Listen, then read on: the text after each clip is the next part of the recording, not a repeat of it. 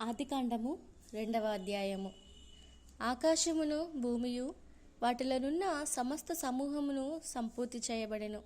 దేవుడు తాను చేసిన తన పని 7వ దినములోగా సంపూర్తి చేసి తాను చేసిన తన పని అంతటిలో నుండి 7వ దినమున విశ్రమించెను.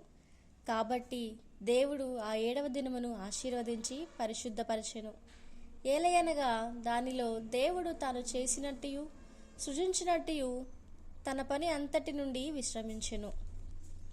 దేవుడైన యెహోవా భూమిని ఆకాశమును చేసిన దినమందు భూమి ఆకాశములను సృజించినప్పుడు వాటి వాటి ఉత్పత్తి ప్రకారము ఇదే. అది వరకు పొలమందలి ఏ పొదయు భూమి మీద నుండలేదు, పొలమందలి ఏ చెట్టును మొలవలేదు. ఏలయనగా దేవుడైన యెహోవా భూమి మీద వాన కురిపించలేదు, నేలను సేద్యపరచుటకు నరుడు లేడు. అయితే ఆవిరి భూమి నుండి లేచి నేల అంతటిని తడిపెను.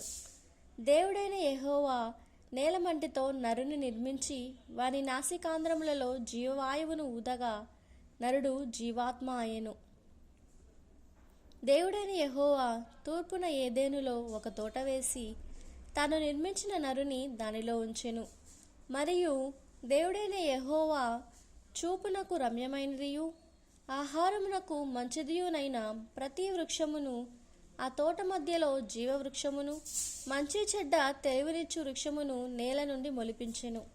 మరియు ఆ తోటను తడుపుటకు ఏదెనుల నుండి ఒక నది బయలుదేరి అక్కడి నుండి చీలిపోయి 4 శాఖలాయెను.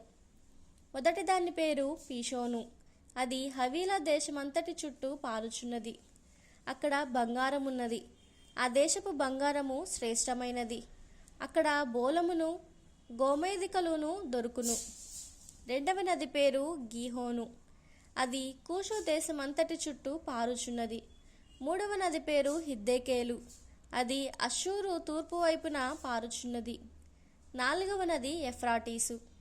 మరియు దేవుడైన యెహోవా నరుని తీసుకొని ఏదెను తోటను సేద్యపరుచుటకును దాని కాచుటకును దానిలో ఉంచెను. మరియు దేవుడైన యెహోవా ఈ తోటలోనున్న ప్రతి వృక్ష ఫలములను నీవు నిరభ్యంతరముగా తినవచ్చును. అయితే మంచి చెడ్డల తెలివిచ్చు వృక్షఫలమును తినకూడదు. నీవు వాటిని తినిన దినమున నిశ్చయముగా చచ్చెదవని నరునికి ఆజ్ఞాపించెను. మరియు దేవుడైన యెహోవా నరుడు ఒంటరిగా నుండుట మంచిది కాదు, వానికి సాటి అయిన సహాయము వాని కొరకు చేయుదమనుకొనెను. దేవుడైన యెహోవా ప్రతి భూజంతువులను ప్రతి ఆకాశ పక్షిని నేల నుండి నిర్మించి ఆదాము వాటికి ఏ పేరు పెట్టునో చూచుటకు అతని యొద్దకు వాటిని రప్పించెను. జీవము గల ప్రతిదానికి ఆదాము ఏ పేరు పెట్టెనో ఆ పేరు దానికి కలిగెను.